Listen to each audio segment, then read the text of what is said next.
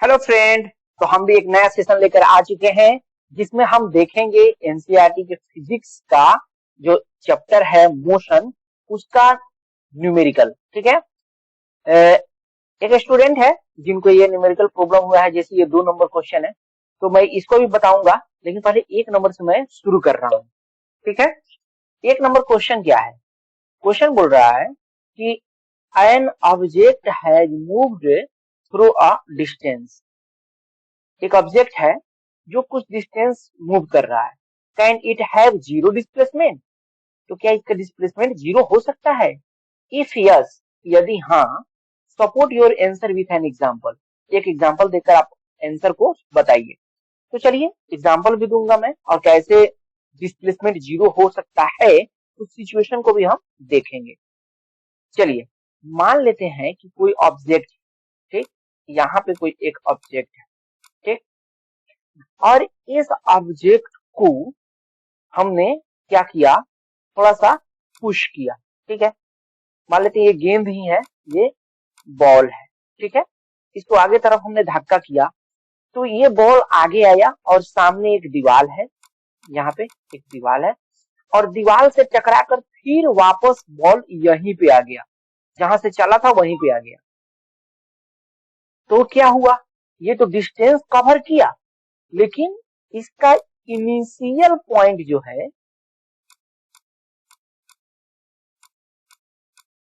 Initial point जो है वो क्या है, ए है।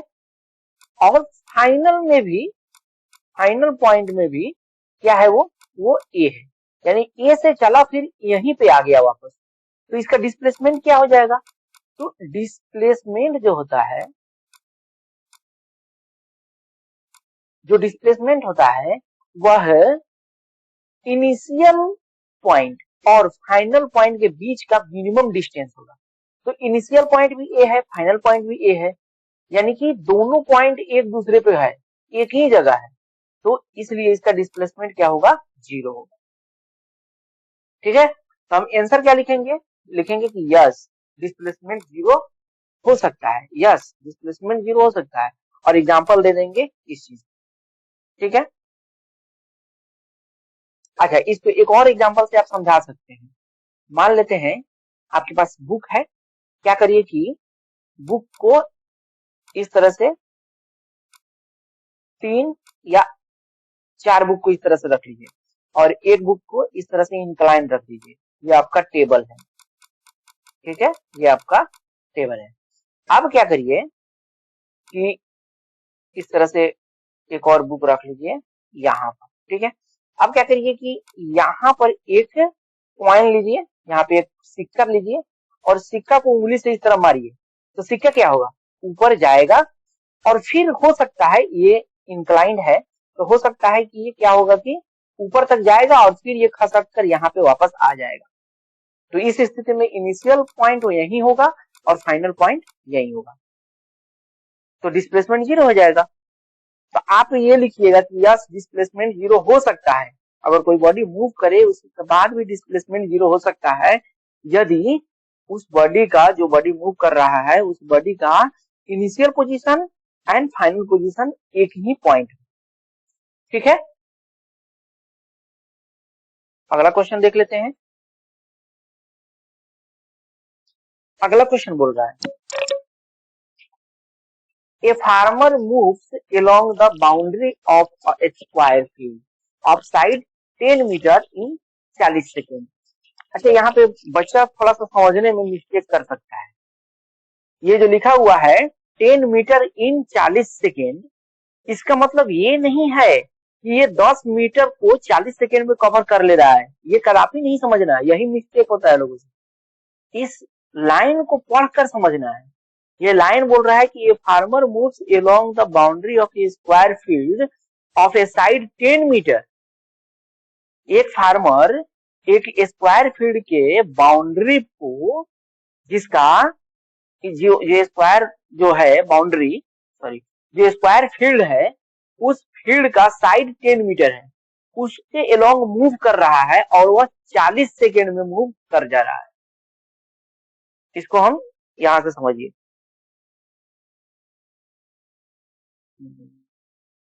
इस तरह से ये है, मान लेते हैं ये स्क्वायर है। अच्छे से नहीं बना, फिर से बना रहा हूं। मान लेते हैं ये स्क्वायर है,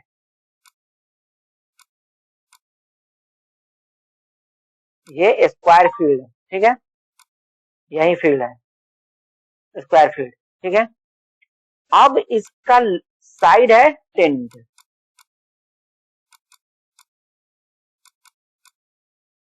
तो बोल रहा है कि इसके एलोंग जो पर्सन मूव कर रहा है, ये मैन जो मूव कर रहा है, वह 10 सेकेंड में मूव कर जा रहा है इस फील्ड को। यानी कि एक चक्कर, एक राउंड लगाने में उसको कितना टाइम लग रहा है, 10 सेकेंड। एक बार फिर मैं क्वेश्चन पे लेके चलूंगा, तब आपको समझ में आएगा। A farmer moves along the boundary of a square field of a side 10 metre in 40 second. यानी स्क्वायर फील्ड है जिसका साइड 10 मीटर है, उस फील्ड पर वो 40 सेकेंड में घूम रहा है, ठीक है। What will be the magnitude of displacement of the farmer at the end of 2 minutes 20 seconds from his initial position? यानी कि ये बोल रहा है कि 10 सेकेंड में वह एक चक्कर तो पूरा लगा ले रहा है, तो बोल रहा है कि ये टोटल टाइम 2 मिनट और 20 सेकेंड में उसका डिस्प्लेसमेंट कितना होगा।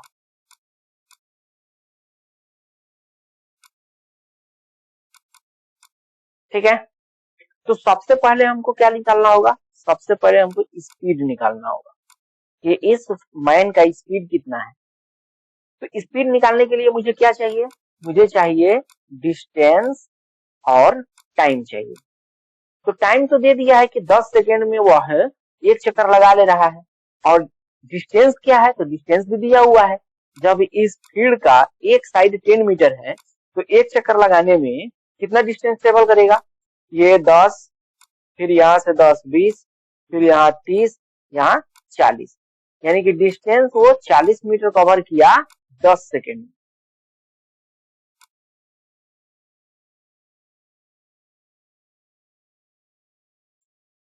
यही हुआ ना, यानी कि उसका 40 सेकेंड दिया है कि 10 सेकेंड दिया है यार, क्वेश्चन देखने दो।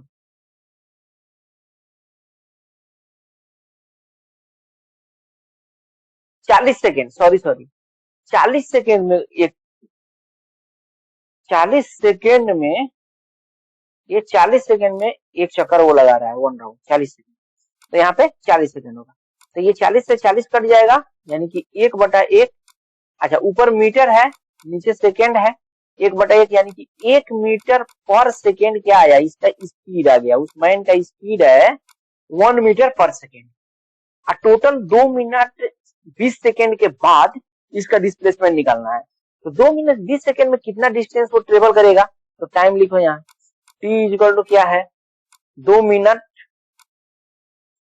और प्लस 20 सेकेंड।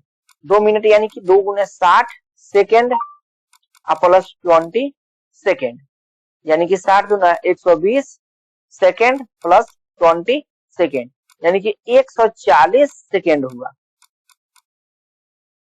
140 सेकेंड में कितना डिस्टेंस ट्रेवल करेगा वो, तो स्पीड है इतना और टाइम दिया हुआ है, तो डिस्टेंस निकालना है हमको। क्या होता है, speed is equal to distance बटा टाइम। हमको डिस्टेंस निकालना है, तो डिस्टेंस बराबर क्या होगा, स्पीड इंटू टाइम।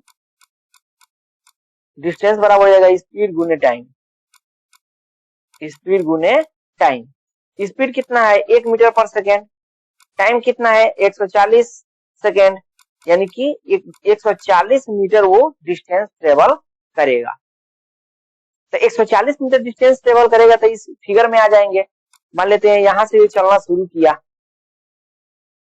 तो 140 मीटर चलने में कितना चक्कर लगाएगा, कितना राउंड लगाएगा, तो नंबर ऑफ राउंड निकालना होगा। तो नंबर ऑफ राउंड लिख दो, number of round number of round कितना होगा, तो एक राउंड में 40 मीटर डिस्टेंस कवर कर रहा है, और टोटल डिस्टेंस कितना कवर किया, 140 मीटर, यानी कि 140/40 इतना राउंड। तो अब इसको काट दो, 40 से 40, 0 से 0 काटेंगे, 2 से ऊपर 2 7 14 और 2 दूनी 4, यानी कि 7/2 राउंड। 7/2 राउंड का मतलब क्या हुआ, 3.1/2 राउंड, यानी 3 राउंड तो पूरा पूरा। 3 राउंड का मतलब क्या हुआ, ए से चला, इस तरह चल के एक बार यहाँ फिर आ गया, एक बार फिर चला यहाँ आ गया, 2 बार, ये फिर चला यहाँ आ गया, 3 बार। 3 बार में तो ए पर ही रहेगा। चौथा बार में आधा राउंड कर रहा है। हाफ राउंड का मतलब क्या, कि एक राउंड में 40 मीटर जा रहा है, तो हाफ राउंड में कितना जाएगा, 20 मीटर जाएगा। तो यहाँ से चला 10, यहाँ से चला 10, 20 मीटर, यानी कि यहाँ पे पहुंच जाएगा। यानी कि 140 मीटर चलने पर वह ए से बी के पास पहुंच जा रहा है। तो इसका डिस्प्लेसमेंट कितना होगा, मिनिमम डिस्टेंस, यानी कि ये डायगोनल, स्क्वायर का डायगोनल। तो यहाँ पे लिखेंगे displacement is equal to length of diagonal, length of diagonal A B. Length of diagonal A B कितना है, तो लेंथ ऑफ डायगोनल यानी कि स्क्वायर का डायगोनल, स्क्वायर का डायगोनल कितना होता है, साइड इंटू √2, यानी कि √2 इंटू 10, यही हो जाएगा 10√2। मीटर में है तो मीटर में n साल। ये बिल्कुल आसान था, ठीक है, इसको ज्यादा टेंशन लेके नहीं बनाना है। अगला क्वेश्चन देखते हैं। ये बोल रहा है 3 number, which of the following is true for displacement, it can not be 0। अरे भैया डिस्प्लेसमेंट 0 हो सकता है, 1 नंबर क्वेश्चन को जो एग्जांपल दिए हैं उसके अनुसार। दूसरा, its magnitude is greater than the distance travelled by the object, नहीं नहीं, ये तो कदापि नहीं होगा भाई। मैग्नीट्यूड के बारे में बोल रहा है, its magnitude is greater than the distance travelled by the object. देखो यहाँ पे दो चीज है, एक मैग्नीट्यूड है और एक है डिस्टेंस ट्रेवल। अब आ जाओ यहाँ पे,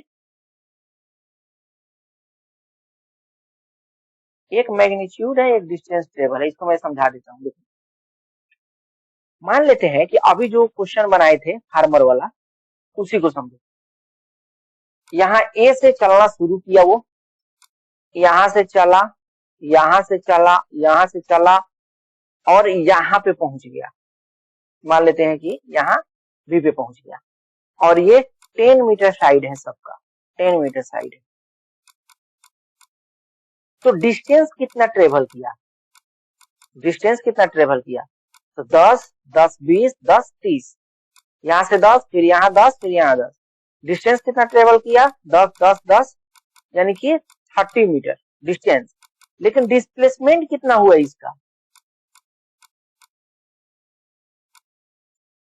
डिस्प्लेसमेंट यार देखो क्या होगा, DISPLACEMENT, डिस्प्लेसमेंट। डिस्प्लेसमेंट कितना होगा, तो डिस्प्लेसमेंट फाइनल पोजीशन और इनिशियल पोजीशन के बीच का डिस्टेंस, मिनिमम डिस्टेंस। तो मिनिमम डिस्टेंस कितना है, ये वाला साइड, यानी 10 मीटर, डिस्प्लेसमेंट 10 मीटर होगा। ठीक है, पहला कंडीशन। दूसरा कंडीशन, मान लो ए से चला और यहाँ सी तक ही चला, ये ए से चला और सी तक, तो यहाँ पे डिस्टेंस कितना ट्रेवल किया, डिस्टेंस ट्रेवल किया कितना, 10 मीटर। डिस्प्लेसमेंट कितना होगा, यहाँ डिस्प्लेसमेंट कितना होगा, फाइनल पोजीशन सी है, इनिशियल पोजीशन ए है, दोनों के बीच का मिनिमम डिस्टेंस 10 है, तो डिस्प्लेसमेंट भी 10 मीटर। दूसरा कंडीशन ये हो गया। तीसरा कंडीशन देखते हैं, एक और कंडीशन, ए से चला 10 मीटर चला, फिर ऊपर 10 मीटर चला, फिर इधर 10 मीटर चला, और फिर ये 10 मीटर चल के फिर ये पर आ गया, यानी डिस्टेंस कितना ट्रेवल किया, डिस्टेंस ट्रेवल किया ये 10 + 10 + 10 + 10, 40 मीटर। और डिस्प्लेसमेंट कितना हुआ, जहां से चला तो वहीं आ गया, यानी कि 0, डिस्प्लेसमेंट 0। तो हमने यहाँ पे देखा ये कि डिस्टेंस, कंक्लूजन यहां लिख रहा हूं, डिस्टेंस, एक केस में डिस्टेंस पहला वाला में डिस्टेंस बड़ा है डिस्प्लेसमेंट से, distance greater than displacement. Distance 30 है, डिस्प्लेसमेंट 10 है, 30 बड़ा है 10 से, डिस्टेंस बड़ा है डिस्प्लेसमेंट से, एक नंबर केस। दूसरा नंबर केस, डिस्टेंस 10 डिस्प्लेसमेंट 10 दोनों बराबर है, यानी कि distance is equal to displacement. ठीक है। तीसरा नंबर केस क्या है, डिस्टेंस 40 और डिस्प्लेसमेंट 0। डिस्टेंस 40 बड़ा है डिस्प्लेसमेंट। ठीक है, तो हमने देख लिया तीन केस। तीनों केस में देख रहे हैं कि डिस्टेंस एक बार बड़ा है, एक बार बराबर है, एक बार फिर बड़ा है, यानी कि डिस्टेंस क्या होगा, डिस्टेंस जो है या तो बराबर होगा या बड़ा होगा, या तो ग्रेटर देन होगा और नहीं तो इक्वल होगा। किससे, डिस्प्लेसमेंट से। यही कंक्लूजन आया कि displacement is greater than equal to, sorry, distance is greater than equal to displacement. अब क्वेश्चन आ जाते हैं। क्वेश्चन है कि डिस्प्लेसमेंट के बारे में, which of the following is true for displacement. Displacement its के जगह पर क्या लेंगे, displacement. Displacement magnitude is greater than the distance travel by the object. क्या बड़ा हो सकता है डिस्प्लेसमेंट, नहीं बड़ा हो सकता है, कभी नहीं बड़ा हो सकता है। हम अभी यहां देख लिए कि डिस्प्लेसमेंट बड़ा नहीं हो सकता है, डिस्टेंस ही बड़ा होगा। जब भी बड़ा होगा डिस्टेंस ही होगा, डिस्प्लेसमेंट बड़ा नहीं होगा। ठीक है, ये भी हम लोग देख लिया क्वेश्चन। अगला क्वेश्चन देखते हैं।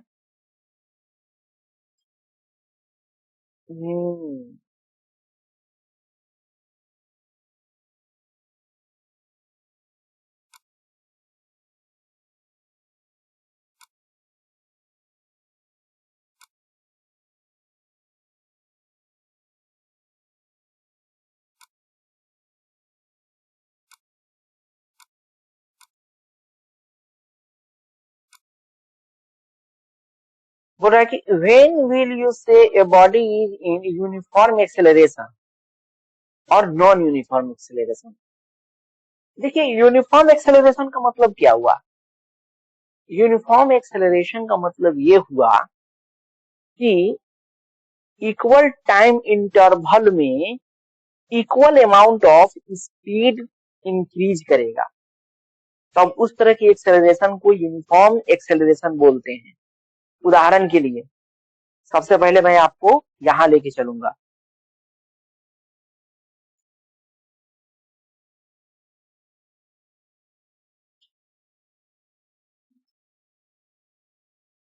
यार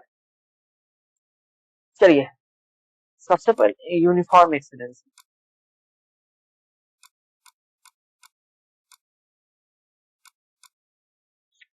सबसे पहले हम एक्सेलरेशन किसको कहते हैं,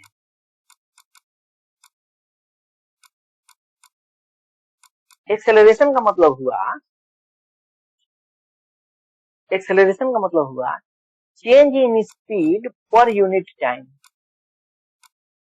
स्पीड नहीं कहिए, वेलोसिटी कहिए, क्योंकि ये क्या है, vector quantity. Change in velocity per unit time. Per unit time मतलब बटा में time, per unit time, change in velocity. यहाँ पे चेंज इन वेलोसिटी है, यानी कि v2 माइनस v1 कोई होगा, और पर यूनिट टाइम यानी कि टाइम। अब यूनिफॉर्म एक्सेलरेशन का मतलब हुआ कि, कैसे हम आपको समझा देते हैं।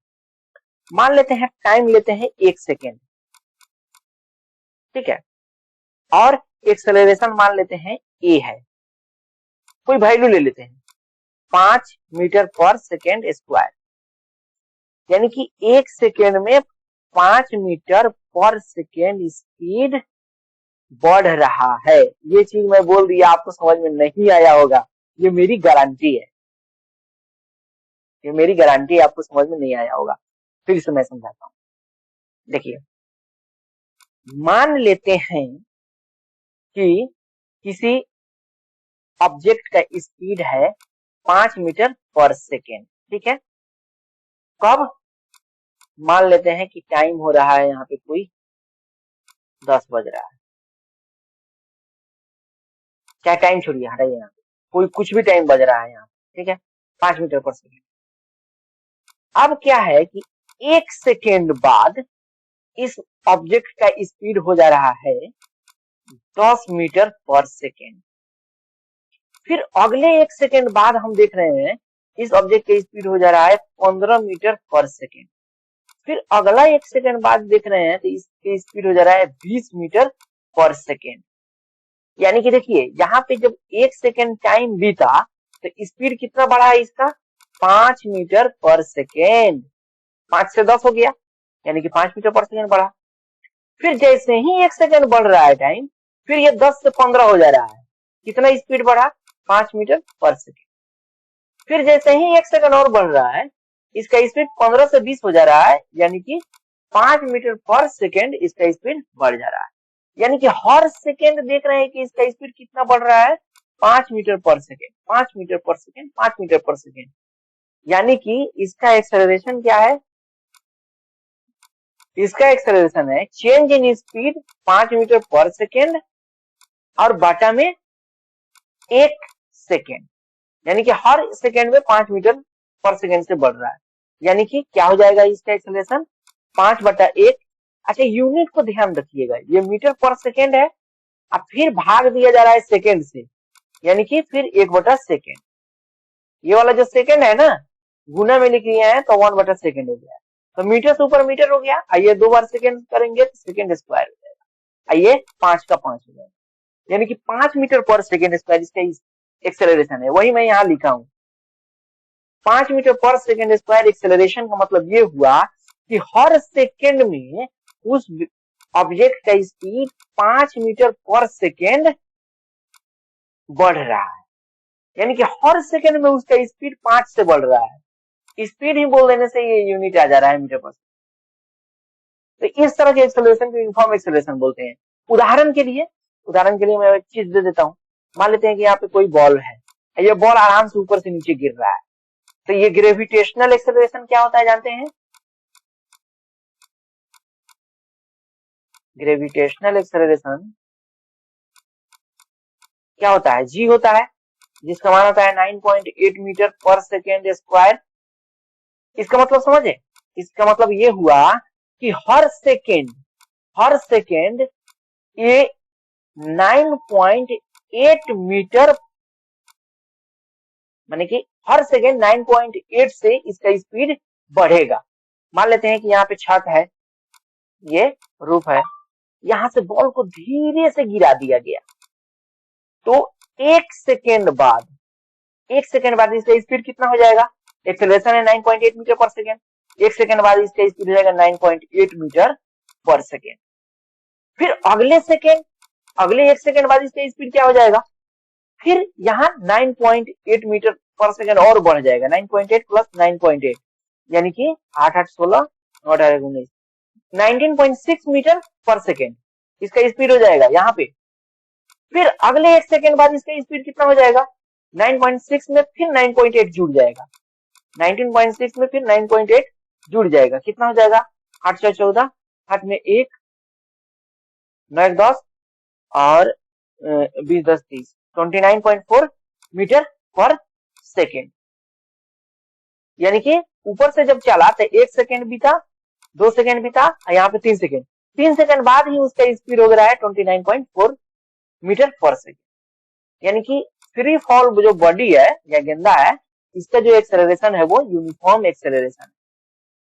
ठीक है, और यूनिफॉर्म एक्सेलरेशन का वैल्यू क्या है? 9.8 मीटर पर सेकेंड। तो यूनिफॉर्म एक्सेलरेशन ये हो गया। अच्छा, अब है नॉन यूनिफॉर्म एक्सेलरेशन, किसको कहेंगे भाई? लिख देता हूं मैं यहाँ पे, नॉन यूनिफॉर्म एक्सेलरेशन। तो नॉन यूनिफॉर्म एक्सेलरेशन का मतलब क्या हुआ कि स्पीड क्या हो रहा है? नॉन यूनिफॉर्मली बढ़ रहा है। माने कि मान लेते हैं 1 सेकेंड में कभी स्पीड 5 मीटर पर सेकेंड बढ़ गया, फिर 1 सेकेंड में इसकी स्पीड कभी 7 मीटर पर सेकेंड से बढ़ गया, फिर अगले सेकेंड स्पीड कभी घट ही गया, मान लेते हैं 2 मीटर पर सेकेंड से घट ही गया, उदाहरण के लिए जब आप बाइक चलाते हैं तो जब खाली जगह रहता है तो खूब स्पीड बढ़ा लेते हैं, लेकिन जब भीड़ होता है तो क्या करते हैं हम, भीड़ में थोड़ा सा जगह मिलता है वहां स्पीड बढ़ाते हैं, फिर कोई आदमी आ जाता है फिर ब्रेक लगा के रोक देते हैं, रोक नहीं देते हैं माने धीरा कर लेते हैं, फिर आगे बढ़ाते हैं फिर धीरा करते हैं, फिर आगे बढ़ाते हैं फिर धीरा करते हैं। तो इस तरह का जो एक्सेलरेशन है उसको बोलते हैं नॉन यूनिफॉर्म एक्सेलरेशन। ये बात समझ में आ गई, ये वाला। A bus decreases its speed from 80 km per hour to 60 km per hour in 5 seconds. Find the acceleration of the bus. अच्छा 80 से 60 ला दिया 5 सेकंड में। यूनिट हमेशा याद रखना है भाई, unit very important, kilometre per our time second में, ठीक है। 80 60 5, ठीक है। मैं इसको बनाता हूँ।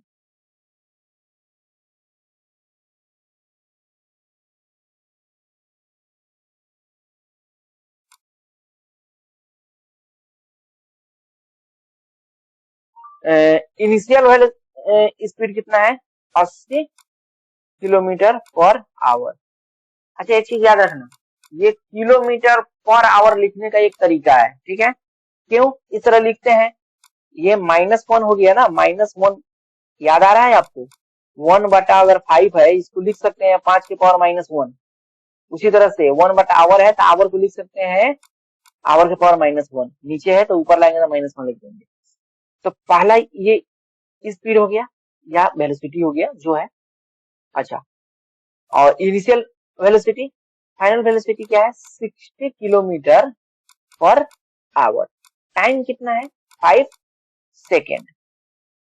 याद रखना यूनिट, यहाँ पे टाइम यूनिट सेकेंड है लेकिन किलोमीटर पर आवर है वेलोसिटी।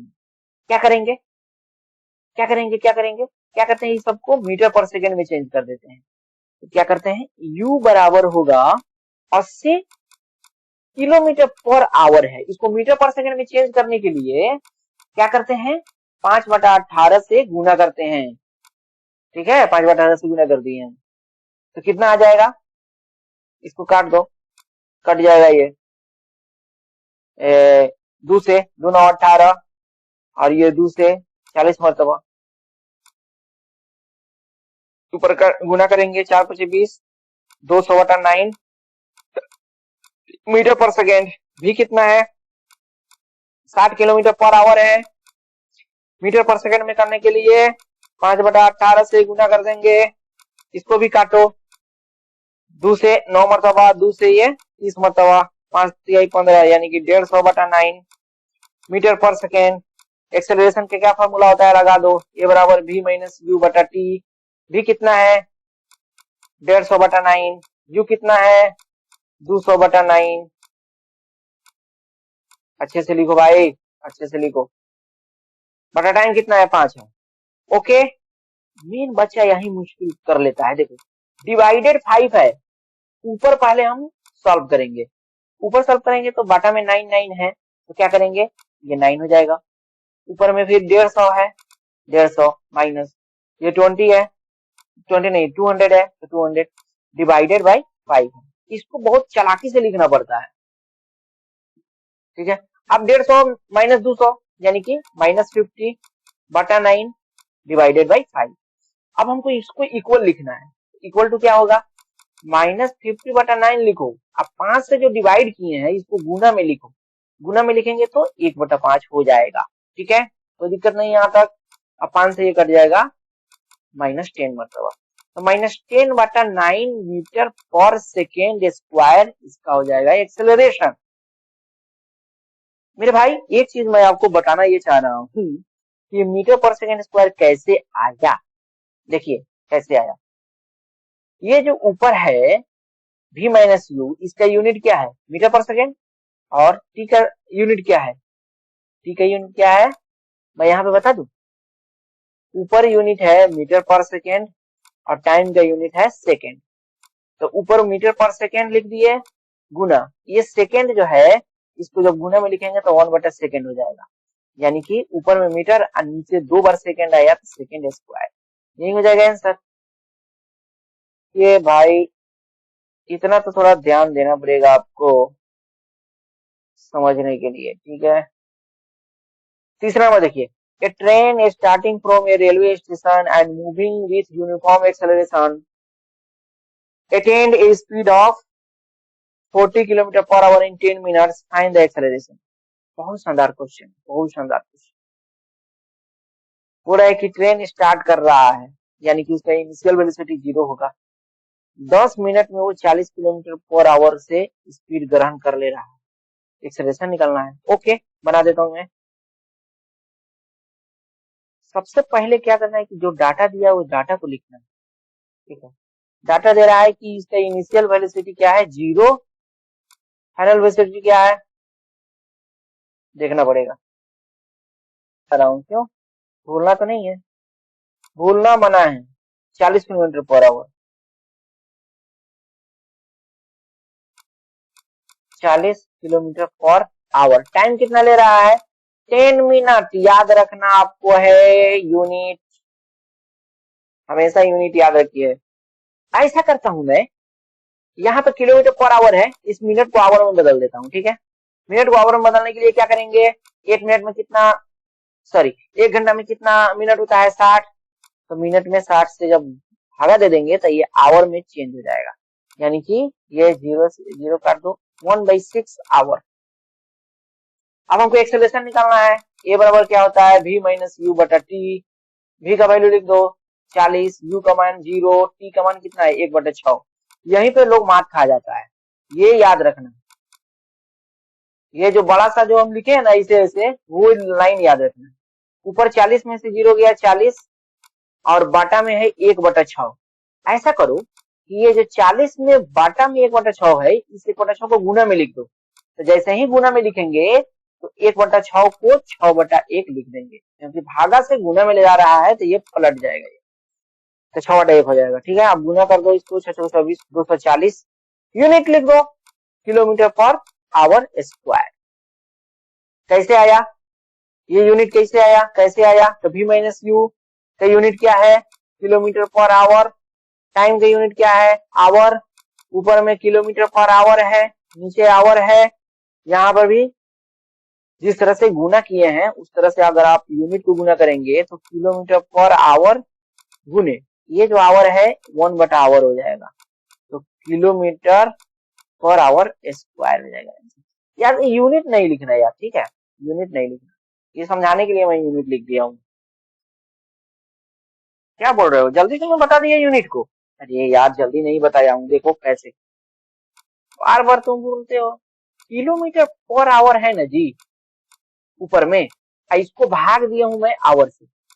ऐसा करो, इस आवर को भाग नहीं दो, आवर को गुना में लिख दो। तो कैसे लिखेंगे, किलोमीटर पर आवर तो है, इस आवर को गुना में लिखेंगे तो भागा दिए हैं, गुना में जैसे ही लिखेंगे तो ये पलट जाएगा। तो ये आवर अकेले नहीं है, ये आवर बटा 1 है, 1 ऊपर आवर नीचे, तो ये ऊपर किलोमीटर आ जाएगा, ये नीचे में आवर का स्क्वायर हो जाएगा। ये हो जाएगा unit, kilometre per our square. एक चीज याद रखो, एक्सेलरेशन का यूनिट क्या है जी, मीटर पर सेकेंड स्क्वायर। एक यूनिट तो ये है, दूसरा यूनिट क्या है, किलोमीटर पर आवर स्क्वायर, याद रखना। में आ गया, हो गया ना सब, हाँ हो गया। चलो ठीक है, आज के